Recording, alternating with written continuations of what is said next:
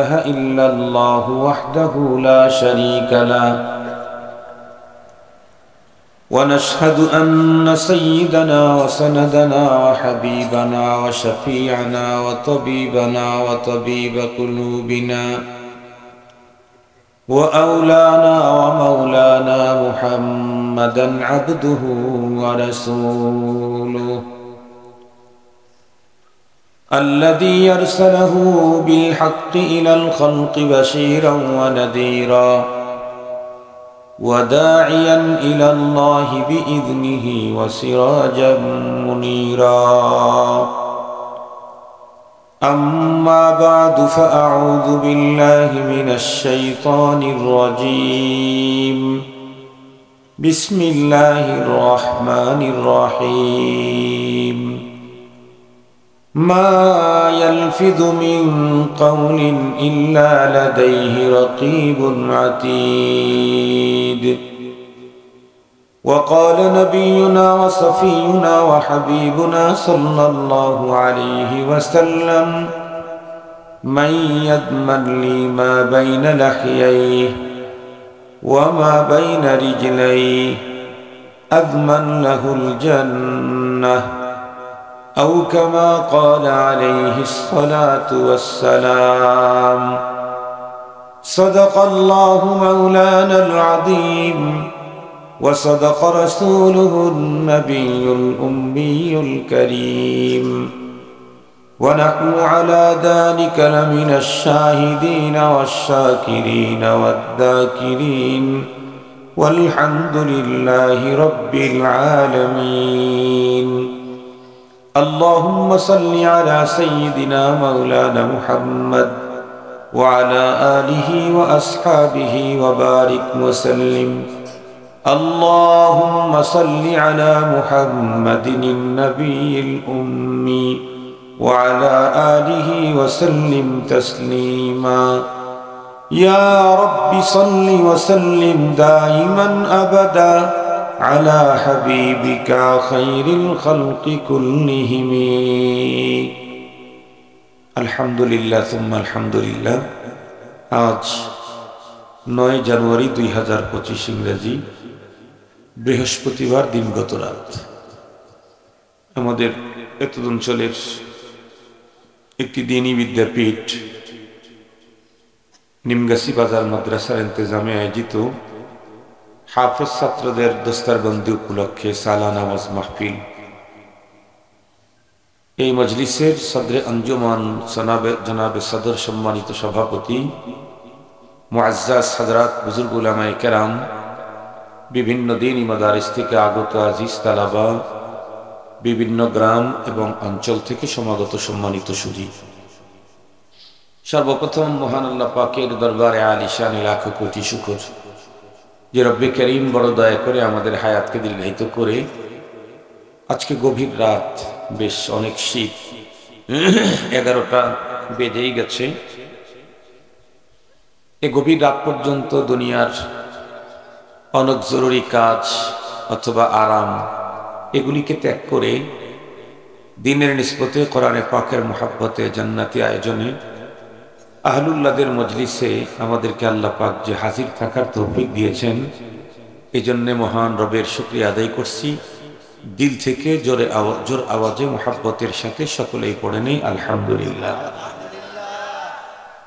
সম্মানিত উপস্থিতি, অনেক লম্বা আলোচনা আমি করি না, আমার আলোচনার টাইম হলো 1 ঘন্টা। এর মধ্যে আজকে এখন আসলাম আমি 5 নাম্বার প্রোগ্রাম, মাঝখানে একটা প্রোগ্রামে যাইতে পারি নাই, ওইখানে ঢুকলে আপনাদের এখানে আসতে পারতাম। তবে যেই প্রোগ্রাম যাইতে পারি নাই ওই প্রোগ্রামের শ্রোতার সংখ্যা আপনাদের চাইতে 4-5 গুণে বেশি, অথচ আমি সেখানে যেতে পারি নাই। মানে একটা ভুল হয়ে গেছে। মূলত আজকের দিনের 4টা প্রোগ্রাম আমার মাথায় ছিল আর 2টা প্রোগ্রাম আমি ভুলে গেছি, যার কারণে প্রোগ্রাম 6টা নেওয়া হয়েছে। প্রথম প্রোগ্রাম করছি হলো আসরের নামাজের আগে পশ্চিম গাড়ুদহ দিনের বেলায়, জোহরের পর। আলহামদুলিল্লাহ প্রচুর মানুষ, পুরা স্প্যান্ডেল ভর্তি হয়ে বাইরে লোক দাঁড়ানো ছিল। দ্বিতীয় প্রোগ্রাম করেছি হলো আলিমপুর মাদ্রাসা, চিনেন তো মনে হয়, বাদাল মাগরিব। আলিমপুর মাদ্রাসা তো পুরাতন মাদ্রাসা, অনেক লোক। তৃতীয় নাম্বার প্রোগ্রাম করেছি হলো আমার শ্বশুরবাড়ি এলাকা কান্দাপাড়া, সিরাজগঞ্জ। সেখানে এশার নামাজের পরপরই বয়ান শুরু করেছিলাম। সেখানে বয়ান করেছি মনে হয় 40 মিনিট 35 মিনিট। এরপরে গেছি শাহপুর মাদ্রাসা, এটা আপনাদের চেনা আছে। শাহপুর মাদ্রাসায় তো প্রচুর মানুষ। এরপরে যাওয়ার কথা ছিল বেলকুচি, বেলকুচি থেকে আপনাদের এখানে, কিন্তু শাহপুর থেকে বেলকুচির ওই প্রোগ্রামে যাইতে নাকি 45-50 মিনিট সময় লাগে। 45-50 মিনিট সময় পার করে ওখানে গিয়ে আধা ঘন্টাও যদি কথা বলি তাহলে এখানে পৌঁছতে পৌঁছতে 12টা পার হয়। এটা যেহেতু আমার ঘরের কাছে, বাড়ির পাশে, এ কারণে ওই জায়গায় না গিয়ে এখানে আসছি। ওইটাও আমি ইচ্ছাকৃতভাবে অনুপস্থিত না, ভুলের কারণে এরকম হয়ে গেছে। আর যে কাজ করে তার ভুল হয়, যে কাজ করে না তার কোনো ভুল হয় না। কি বলেন? যে কাজই করে না তার ভুলই কোন জায়গায়, যে কাজ করে তার ভুল হয়। এর আগেও আমি 1-2 বার এখানে আসছি। এখানকার জনসংখ্যা কত কম হয়, আজকে কিন্তু আগের তুলনায় অনেক বেশি, ডাবল।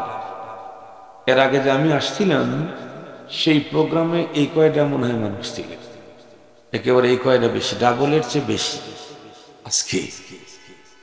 বিষয়টা হলো যেই অঞ্চলে যেই জিনিস বেশি পাওয়া যায়, ওটা যতই ভিটামিন থাক আর যতই দামি হোক, ওই এলাকার মানুষের কাছে ওটার গুরুত্ব কম। যতই ওটার ভিতরে ভিটামিন থাক তারপরে গুরুত্ব কম। যেই এলাকায় যেই জিনিস কম পাওয়া যায় অথবা পাওয়াই যায় না, ওই এলাকায় ওই জিনিসের দাম অনেক বেশি। আমাদের দেশের মানুষ পেয়ারা ফালায় দেয়, খেতে চায় না কেন? অ্যাভেলেবেল পাওয়া যায়।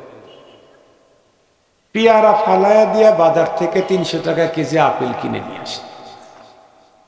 অথচ ফুড বিজ্ঞানী যারা ফল ফ্রুটের উপরে গবেষণা করেন তারা বলেন 10-20টা আপেলের চাইতে একটা পেয়ারার ভিটামিন অনেক বেশি। পেয়ারা যে আমাদের যত্রতত্র পাওয়া যায়, ভিটামিন যতই থাক এটার উপরে আগ্রহ নাই। আর আপেলের গাছ যেহেতু পুরা সিরাজগঞ্জেই নাই, 350 টাকা হইলেও তার উপরে আগ্রহ আছে। ওই যে যেই জিনিস বেশি পাওয়া যায়, অ্যাভেলেবেল, সেটা যতই প্রয়োজনীয় হোক, যতই দামি হোক, তার কাছে এটার বেশি গুরুত্ব থাকে না। যেই অঞ্চলে পেয়ারা পাওয়া যায় না, আপেল তৈরি হয়, ওই অঞ্চলে আপেল বাচ্চারা ফুটবল খেলে, একটা পেয়ারার জন্য কান্না করে, কেন? পাওয়া যায় না। যে এই অঞ্চলে যেহেতু হুজুর বেশি পাওয়া যায়, এজন্য হুজুরদের গুরুত্ব একটু কম। যে অঞ্চলে হুজুর কম পাওয়া যায় সেই অঞ্চলে গুরুত্ব বেশি। গতকালকেও আমাদের প্রোগ্রাম ছিল হেলিকপ্টারে, প্রোগ্রাম রাত্রে করছি 4টায়। আগামীকালকেও ইনশাআল্লাহ 3-4টায় আসি, যেতে হবে। রাত্রি হয়তো ঢাকায় চলে গেছে। অনেক লম্বা টাইম কথা বলবো না, কথা হবে অল্প টাইম, তবে গুরুত্বপূর্ণ কথা। একটু দিল দিয়ে মন দিয়ে ভালো করে শুনবেন তো ইনশাআল্লাহ। আগে শোনেন, পরে যদি মনে করেন যে কথাগুলা মানা দরকার মেনে নিন, আমল করেন। আর যদি মনে করেন না এইটা তো কোনো বিষয় না, তাহলে আমল না করেন। যেমন করবেন তেমন পাবেন, যেমন করবেন তেমন পাবেন। আমল করবেন, ফলাফল পাবেন। আমল করবেন না, ফলাফল পাবেন না। কামা তাদিনু তুদান। আজকে কোন সাবজেক্ট নিয়ে কথা বলবো আমি তো দিলে দিলে স্থির করেছি, রব্বুল আলামিনের গুরুত্বপূর্ণ একটা নেয়ামত নিয়ে আমার আজকের আলোচনা। আজকে যেই নেয়ামতটা নিয়ে আলোচনা করব তার নাম হচ্ছে জবান, কথা বলার যোগ্যতা, স্পিকিং পাওয়ার, কুওয়াতে তাকাল্লুম। এই জবান নিয়ে আজকে আমার আলোচনা। আমরা জানি প্রতিটি মুহূর্তেই আমরা রব্বুল আলামিনের অসংখ্য অগণিত নেয়ামতের বাড়িধারায় আমাদের জীবন চলে। একটা সেকেন্ড রব্বুল আলামিনের দয়া আমাদের উপরে বন্ধ হলে পৃথিবীর কোনো একজন মানুষ বেঁচে থাকার সুযোগ নাই, কেউ নাই। প্রতিটি সেকেন্ডেই রব্বুল আলামিনের দয়া আমার জন্য দরকার, আমার জীবনের জন্য দরকার। রব্বুল আলামিনের দয়া আমাদের উপরে কি পরিমাণ, এটা আমরা ভাষায় প্রকাশ করতে পারবো না। আল্লাহ পাক রব্বুল আলামিনের প্রচুর নেয়ামত আমাদের উপরে। আল্লাহ পাক কোরআনে হাকিমের ভিতরে স্পষ্ট বলেন, ওয়া ইন তাউদ্দু নি'মাতাল্লাহ লা তুহসুহা। তোমরা যদি আমার প্রোডাক্ট গুনতে চাও, আমার নেয়ামত, জিন্দেগিতে কশিনকালে গুণে শেষ করতে পারো। নেয়ামতগুলি যেহেতু আল্লাহ পাকের পক্ষ থেকে, এ কারণে কোনোটাকে ছোট বলার কোনো সুযোগ নেই। রব্বুল আলামিনের পক্ষ থেকে নেয়ামত, সেটি আবার ছোট হয় কেমনে? প্রত্যেকটাই বড়, তবে বড়র ভিতরে আবার শ্রেণীবিন্যাস আছে। আল আহাম ফাল আহাম, কোনোটার চাইতে কোনোটা আরো বড়, তার চাইতে আরো বড়। কোরআনে হাকিম আল্লাহ নিজেই বলেন, ওয়া ফাদ্দালনা বা'দাহুম আলা বা'দ। একটার চাইতে আরেকটার মর্যাদা অনেক অনেক অনেক বেশি। এর ভিতরে আমি আজকে এক বড় নেয়ামত নিয়ে আলোচনা করব। সেটি হলো আমাদের জবান, কথা বলার যোগ্যতা। যেই নেয়ামত যদি আমি না পাইতাম, তাহলে এই চেয়ারে বসার সুযোগ আমার ছিল না। আমাকে আল্লাহ পাক যতটুকু ইলম দিয়েছে, এর চাইতে যদি 1 কোটি গুণে বেশি মালুমাত আমাকে আল্লাহ দান করতেন, কিন্তু কথা বলার যোগ্যতা যদি আমার না থাকতো, তাহলে এই চেয়ার আমার জন্য মানাইতো না। তাহলে কুওয়াতে তাকাল্লুম এমনই এক মালিকের দেওয়া মহান নেয়ামত, যেই নেয়ামতের মাধ্যমেই আমি আজকে এই চেয়ারে বসার মতো সুযোগ পেয়েছি। আমরা প্রত্যেকেই জানি, প্রতিটি মানুষ তার অন্তরের ভাব প্রকাশের জন্য কি লাগে?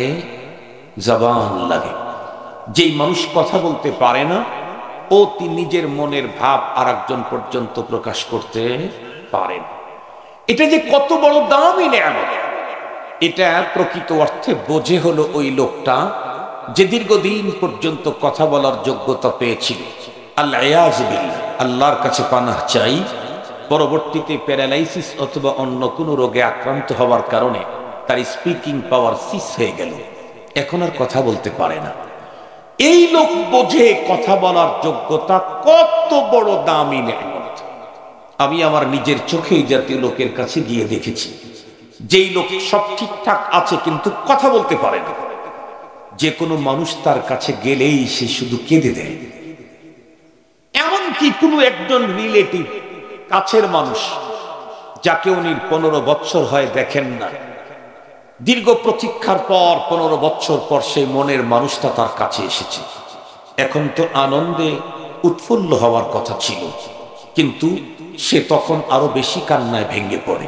কেন? 15 বছরের ভিতরের জমানো আবেগ তাকে শেয়ার করবে সেই যোগ্যতাটা তার কাছে নেই। এ কারণে তার মনের আবেগ ব্যথা অনেক অনেক অনেক বেশি। মুহতারাম হাজিরিন, যেহেতু স্বল্প সময়ে কথা শেষ করব, এই জন্য একটু ভালো করে কথাগুলি বুঝবেন। তাহলে কথা বলার যোগ্যতা কত বড় নেয়ামত আমরা আলহামদুলিল্লাহ কিছুটা হলে বুঝতে পেরেছি। একদিক থেকে কথা বলার যোগ্যতাটাই বড় নেয়ামত।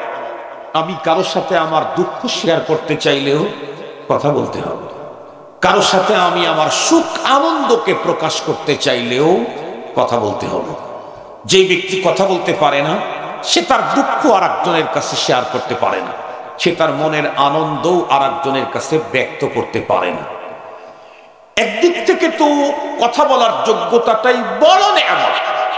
এরপরে গভীরভাবে যদি তাকান, তাহলে দেখবেন এই বড় নেয়ামতের সাথে মুনসালিক করেছেন, লাগিয়ে রেখেছেন আরো দামি দামি জিনিস। কেমন? আমরা প্রত্যেকেই জানি, কুল কায়নাতকে আল্লাহ পাক তৈরি করেছেন 2টা উদ্দেশ্য নিয়ে। জিন ইনসানকে তৈরি করেছেন তারা ইবাদতের জন্য। আল্লাহ পাক বলেন, ওয়ামা খালাকতুল জিন্না ওয়াল ইনসা ইল্লা লিয়াবুদুন। মা খালাকতুল জিন্না ওয়াল ইনসা বখা নিস্তে মকসুদ জুজ ইবাদত আজ জাহা। শুধুই ইবাদতের জন্য জিন ইনসান তৈরি করেছেন, আর কুল কায়নাতকে তৈরি করেছেন জিন ইনসানের খেদমতের জন্য। সুবহানাল্লাহ বলবেন কি? আল্লাহ পাকের কোরআন আল্লাহ পাক ঘোষণা দেন, হুয়াল্লাযী খালাকা লাকুম মা ফিল আরদি জামিআ। তিনি ওই সত্তা যিনি তোমাদের কল্যাণে আসমান জমিনের সবকিছু তৈরি করেছেন। এ আসমান জমিন গ্রহ নক্ষত্র, এ গাছপালা তরুলতা যা দেখি সবগুলি আমাদের কল্যাণে আল্লাহ পাক তৈরি করেছেন। এমনকি আসমানটাকেও আমাদের জন্য সাজিয়েছেন। আমরা প্রত্যেকে জানি আসমান হলো সাতটা। সাত আসমানের ভিতরে সবচেয়ে দামি আসমান হলো যে আসমানের উপরে আল্লাহর আরশ। কিন্তু ডেকোরেশন করেছেন আল্লাহ তাআলা এই আসমান। কেন? কারণ এই আসমানের নিচে মানুষ বাস করে, এই জন্য এই আসমানটাকে আল্লাহ তাআলা ডেকোরেশন করেছেন। কোরআন শরীফে আল্লাহ তাআলা বলেন, ওয়ালাকাদ যায়্যানাস সামাআদ দুনিয়া বিজিনাতিনিল কাওয়াকিব। নক্ষত্ররাজি, চন্দ্র, সূর্য, গ্যালাক্সি দিয়ে আমি দুনিয়ার আসমানকে সাজিয়েছি। আলহামদুলিল্লাহ বলবেন। সবকিছু আমাদের কল্যাণে তৈরি, আর আমাদেরকে তৈরি করেছেন আল্লাহর ইবাদতের জন্য।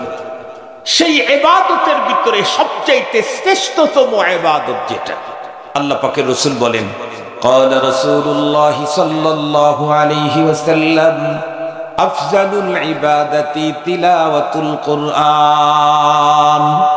এমনি তো ইবাদতের শ্রেণীবিন্যাস আছে, কোনগুলি ফরায়েজ, কোনগুলি ওয়াজিবাত, কোনটা সুনান ও মুস্তাহাব্বাত। সমস্ত নওয়াফিল সুন্নত মুস্তাহাব ইবাদতের ভিতরে সবচাইতে শ্রেষ্ঠতম ইবাদত হলো কোরআনে পাকের তিলাওয়াত। কোরআনে পাকের তিলাওয়াত কত বড় ইবাদত! একটু যদি ভাবেন, একটু যদি ফিকির করেন, তাহলে প্রতিটি মানুষ প্রতিটি মুহূর্তই কোরআন তেলাওয়াত করতে আগ্রহী হবে। আল্লাহ পাকের রাসূল আমাদেরকে বলছেন, তাবাররাক বিল কোরআন। এ পৃথিবীর মানুষ, তোমরা বরকত খুঁজো, বরকত। কেউ মাজারে যাও, কেউ বাজারে যাও, কেউ পীরের দরবারে, কেউ অমকের দরবারে, কেউ তমকের দরবারে। আমি রাসূল তোমাদেরকে বলছি, বরকত যদি খুঁজো তাহলে আল্লাহর কোরআন দিয়ে বরকত হাসিল করো। কেন? কারণ আল্লাহর কোরআন আল্লাহর জবান থেকে বের হয়ে আসছে, আল্লাহর মুখ থেকে, জবান থেকে বের হয়ে আসছে। আমাদের দেশে অনেক মানুষ কিন্তু বুজুর্গদের, আল্লাহওয়ালাদের ঝুটা খায়। কিছুক্ষণ আগে আমাদের সাংবাদিক আব্দুল্লাহ সরকার সব বললেন না যে আমি বাবুনগরী হুজুরের মুখের লালা খেয়েছি। কেন? বরকতের জন্য। কত মানুষ বুজুর্গদের ঝুটা খায়, ঝুটা ঝুটা, বরকতের জন্য। আমি জিজ্ঞেস করতে চাই, বুজুর্গের মুখের সাথে কোনো জিনিস লাগার কারণে সেটাই যদি এত বরকত হয়, যেই জিনিসগুলি আল্লাহর জবান থেকে বের হয়ে আসছে সেইটা আমার মুখে লাগলে কি পরিমাণ বরকত! কোরআন শরীফের প্রতিটি আয়াত আল্লাহর জবান থেকে বের হয়ে আসছে। আলহামদুলিল্লাহি রাব্বিল আলামিন প্রথম তো আল্লাহর জবানই বের হয়েছে। আর রহমানির রহিম সর্বপ্রথম আল্লাহর জবানই বের হয়েছে। রব্বুল আলামিনের জবানে যেই কথাগুলি বের হয়েছে সেগুলি যদি আমার জবানে উচ্চারণ করতে পারি তাহলে আমার জন্য বরকত কি পরিমাণ! মুসলমান ভাইরা, আমার কথা ভালো করে বুঝবেন। হাদিসে পাকের ভিতরে আল্লাহর পয়গম্বর বলেন, যত ইবাদত আছে সকল নওয়াফিল ইবাদতের ভিতরে সবচাইতে শ্রেষ্ঠতম ইবাদত হলো কোরআনে পাকের তিলাওয়াত। এই পৃথিবীর জিন আর ইনসানদেরকে আল্লাহ পাক রব্বুল আলামিন শুধুমাত্র, কেবলমাত্র, একমাত্র তার ইবাদতের জন্যই তৈরি করেছেন। আর সেই ইবাদতের ভিতরে সর্বশ্রেষ্ঠটার নাম হলো কোরআনে পাকের তিলাওয়াত। বলুন তো দেখি, এই উন্নত ইবাদত মানুষ তার হাত দিয়ে, পা দিয়ে, পেট দিয়ে, পিঠ দিয়ে, মাথা দিয়ে, চোখ দিয়ে, আর কান আর নাক দিয়ে আমল করবে, নাকি এই ইবাদতের জন্য জবান দরকার? জবান এমনিই তো বড় নেয়ামত, এরপরে বন্ধুরা আমার শ্রেষ্ঠ ইবাদত যেটি, সেইটাও করতে চাইলে জবান লাগে। জবান ছাড়া শ্রেষ্ঠতম ইবাদত করা যায় না।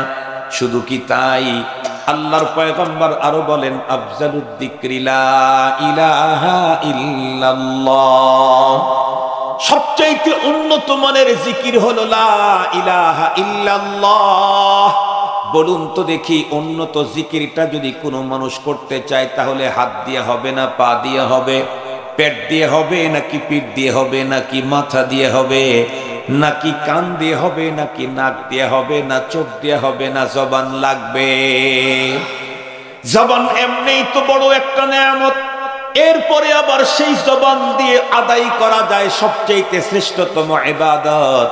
এরপরে সেই জবান দিয়ে আদায় করা যায়, আমল করা যায় বন্ধুরা আমার শ্রেষ্ঠতম জিকির। শুধু কি তাই না, না, আরো যদি একটু গভীরে ঢোকেন তাহলে দেখবেন জবান কত বড় দামি। আমরা প্রত্যেকেই জানি আল্লাহ পাক কোরআনে পাকে আমাদেরকে অনেক অর্ডার করেছেন, যেমন নামাজ পড়ো, আল্লাহর অর্ডার, রোজা রাখো, আল্লাহর অর্ডার, হজ করো, যাকাত দাও, আল্লাহর অর্ডার, জিহাদ করো, আল্লাহর অর্ডার। কিন্তু এই জাতীয় অর্ডার দিতে গিয়ে আল্লাহ বলেন নাই যে আমি নিজে জিহাদ করি তোমরা জিহাদ করো, আমি নামাজ পড়ি তোমরা নামাজ পড়ো, আমি রোজা রাখি তোমরা রোজা রাখো। কিন্তু একটা হুকুম আল্লাহ পাক কোরআনে হাকিমে আমাদেরকে এমন দিয়েছেন, যেই হুকুমটা আমাদেরকে দেওয়ার আগে আল্লাহ জানায় দিলেন, আমি এবং আমার সমস্ত ফেরেশতাকুল এই কাজটা করে, তোমরাও করো। বলুন তো দেখি, অন্য হুকুমের তুলনায় এই হুকুমের গুরুত্ব কম হবে নাকি বেশি হবে? কোন সে আদেশ, যেই আদেশ আল্লাহ তার বান্দাদেরকে দেওয়ার আগে জানাইলেন, আমি নিজে কাজ করি, আমার ফেরেশতাকুল করে, তোমরাও করো। তাহলে আল্লাহর কোরআনের দিকে তাকাইলেই আমরা জানতে পারি, আল্লাহ বলেন, ইন্নাল্লাহা ওয়া মালাইকাতাহু ইউসাল্লুনা আলান নবী, নিঃসন্দেহে আল্লাহ এবং ফেরেশতাকুল তার রাসূলের উপরে বন্ধুরা আমার দরুদ পড়ে, মানে সালাত পাঠায়। সালাত আরবি শব্দ, আল্লাহর দিকে নিসবত হইলে একটা অর্থ হয়, ফেরেশতা দিকে নিসবত করলে আর একটা অর্থ হয়, বান্দার দিকে নিসবত করলে ভিন্ন অর্থ হয়, পশু পাখির দিকে নিসবত করলে ভিন্ন অর্থ হয়। সেই অর্থগুলি আমি বলতে চাই না, তবে রব্বুল আলামিন তো বললেন, নিঃসন্দেহে আল্লাহ এবং ফেরেশতা মণ্ডলী মুহাম্মাদুর রাসূলুল্লাহর উপরে সালাত পাঠায়। ইয়া আইয়ুহাল্লাযীনা আমানু সাল্লু আলাইহি ওয়া সাল্লিমু তাসলিমা, ও ঈমানদার, তোমরাও আল্লাহর রাসূলের উপরে সালাত আর সালাম পৌঁছাও। তাহলে বন্ধুরা আমার জিজ্ঞাসা করতে চাই, এমন আমল যে আমলটা স্বয়ং রব্বুল আলামিন নিজে করেন, ফেরেশতাকুল সবাই করে, সেই আমলটাও যদি আমি আপনি করতে চাই, দরুদ শরীফের আমল, এটা কি হাত পা দিয়ে হবে নাকি জবান ছাড়া হয় না? এটাও জবান লাগবে। বুঝেন জবানের দাম কমতেছে না বাড়তেছে? আর একটু জোরে বলেন। শুধু এতটুকুনি নয়, এই যে আমরা বড় কষ্ট করে গভীর রাত পর্যন্ত আরামের ঘুম হারাম করে ধুলার আসনের ভিতরে বসে আছি, আমাদের অনেকের বাসার ভিতরে দামি দামি খাট পালং আছে, নিচে উন্নত রকমের বন্ধুরা আমার জাজিম বিছানো আছে, অথবা বন্ধুরা আমার আরো উন্নত মানের কমফোর্ট লাগানো আছে। কারো বন্ধুরা আমার বাসার ভিতরে একটা বেডশিটের দাম 2-4-5 হাজার টাকা বিছানো আছে।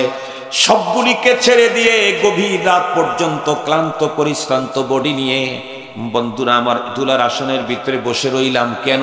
কারণ আমাদের প্রত্যেকের মূল টার্গেট কিন্তু একটা, বক্তার টার্গেটও ওইটা, আয়োজকদের টার্গেটও ওইটা, শ্রোতা মণ্ডলীর টার্গেটও ওইটা, অতিথিবৃন্দির টার্গেটও হলো ওইটা। সেটা হলো কি, আমরা প্রত্যেকেই পরপারের জীবনে আল্লাহ পাকের জান্নাতে যেতে চাই। সবাই জান্নাতের লোভে, জান্নাতের আশায়, জান্নাতের আকাঙ্ক্ষায় হুজুররাও কষ্ট করে মাদ্রাসা পরিচালনা করেন, মাহফিলের ইন্তজাম করেছেন, সব শেষে জান্নাত চায়। আপনারা কষ্ট করে অর্জন করে টাকা এখানে দিয়ে যাচ্ছেন, সব শেষে জান্নাত চান। আমরা এই যে গাধার মতো কষ্ট করে আসছি, আমাদের অনেক মানুষ বলে বক্তাদের কি মজা, কি দামি গাড়ি নিয়ে ঘরে আসলো, আধা ঘন্টা ওয়াজ করলো, কত টাকা নিয়ে চলে গেল। মুহতারাম হাজিরিন, কাইসার ক্ষেত দূরের থেকে ঘনই দেখা যায়। ঠিক বললাম না ঠিক বললাম? কাইসার ক্ষেত দূরের থেকে কি দেখা যায়? ঘন দেখা যায়। ছোটবেলার কথা মনে পড়েন, ছোটবেলার কথা একটু মনে করেন। চাপ যখন দিছে পেটের মধ্যে, চিন্তা করলো কই যাবো দেখ কাইসার ক্ষেত, চিন্তা করলো ওখানে গেলে আর কেউ দেখবে না। যায়া মাত্র কাপড় উঠাইছে, যেদিকে তাকায় সেদিকেই সদরঘাট। কথা বলেন না কেন? যেদিকে তাকায় সেদিকেই সদরঘাট। তার মানে ফাঁকের থেকে দেখা গেল কি গণ, ভিতরে এসে দেখতেছে ইন্নালিল্লাহ, কোন জায়গায় কাপড় উঠাইলাম, ইন্নালিল্লাহ। কাইসার ক্ষেত দূরের থেকে ঘনই দেখা যায়। মানুষ তো শুধুই দেখে হুজুর 1 ঘন্টা ওয়াজ করলো, কত হাদিয়া পেল। 1 ঘন্টা ওয়াজের জন্য হুজুর কয় ঘন্টা সফর করে আসলো, সেটা কেউ হিসাব করলো না। সিরাজগঞ্জ থেকে সুনামগঞ্জে যাইতে 12 ঘন্টা, 13 ঘন্টা, 14 ঘন্টাও লাগে নরমালি যদি যাওয়া যায়, প্রাইভেট নিয়েও। 14-12 ঘন্টা সফর করে গিয়ে আবার 12 ঘন্টা সফর করে আসছে, 24 ঘন্টা সফর করে 1 ঘন্টা ওয়াজ। মানুষ শুধু 1 ঘন্টা ওয়াজেরই হিসাব করলো, আর 24 ঘন্টা ফাও। বিশ্বাস করবেন কি, আপনারা অনেকে রাত্রের খাবার খেয়েছেন, আমি কিন্তু রাত্রের খাবার খাইনি। জানি না নসিবে আছে কিনা, বিশ্বাস করবেন না। কোন দিন দুপুরের খাবার নসিবে হয় না। পকেট ভর্তি টাকা আছে, রাস্তার পাশে পাশে রকমারি উন্নত মানের চাইনিজ, বাংলা, জার্মান, জাপান সব রকমের হোটেলও আছে। ডাকতেও থাকে, আসেন স্যার স্যার স্যার স্যার আসেন, হুজুর এলেও স্যার বলে। কথা বলেন, কিন্তু বসে যে 2 মুঠ খাবার খাবো এই টাইমটা নাই। আমি যেই টাইমে আসছি ওখান থেকে যদি আর 1 ঘন্টা পরে আসতাম, আপনাদেরকে পাইতাম কি মাইকালা কি পাইতাম? তাহলে বুঝেন আমাদের 1 ঘন্টা টাইমের কত দাম, আধা ঘন্টা টাইমের কত দাম। আর যদি আধা ঘন্টাও পরে আসতাম, শ্রোতা অর্ধেক শেষ হয়ে যেত। আধা ঘন্টা টাইমের কত দাম। মুহতারাম হাজিরিন, অনেক কষ্ট। এত কষ্ট কেন করি? ওই যে সব শেষে আল্লাহর জান্নাত চাই। মনে আছে কি আপনাদের? সব শেষে কি চাই? আল্লাহর জান্নাত চাই। সব শেষে আল্লাহর জান্নাত চাই। তবে পৃথিবীর কোন মানুষ যদি জান্নাতি হতে চায়, আল্লাহ পাক একটা অপশন দিয়েছেন কোরআনে হাকিমের সূরাতুল কারিয়া। আল্লাহ পাক রব্বুল আলামিন বলেন, ওয়া আম্মা মান সাকুলাত মাওয়াজিনুহু ফাহুয়া ফি ঈশাতির রাদিয়াহ। এই ঈমানদার, তুমি যদি একটা কন্ডিশন অর্জন করতে পারো তাহলে তুমি জান্নাতে যাবে। সেটি কি? পরপারে মিজানের পালায় যদি তোমার নেকির পালাটা ওজনই হয়, তাহলেই তোমার জন্য জান্নাত। আমরা এখানে আসছি মূলত মিজানের নেকির পালাকে ভারী করবার জন্যই তো। কিন্তু বন্ধুরা আমার, খুব ভালো করে বুঝবেন, বুখারী শরীফের সর্বশেষ হাদিসের ভিতরে আল্লাহর পয়গম্বর বড় চমৎকার হাদিস, আল্লাহর পয়গম্বরের উল্লেখ করা হয়েছে বুখারী শরীফের শেষে। قال رسول الله صلى الله عليه وسلم কালিমাতান, আল্লাহর পয়গম্বর বলেন 2টা কালিমা, হাবিবাতান ইলার রহমান, আল্লাহর কাছে বড় প্রিয়, খফিফাতান আলাল লিসান, জবানে উচ্চারণ করতে বড় সহজ, কিন্তু মিজানের পালায় যখন তুলে দিবে, সাকিলাতান ফিল মিজান, জীবনে যত ইবাদত তুমি করেছো এই কালিমা 2টার চাইতে ওজনই কোনো ইবাদত তোমার জীবনে আর হয় না। সবচাইতে বেশি ওজন হবে মিজানের পালায় মাত্র 2টা কালিমা। সেই 2টা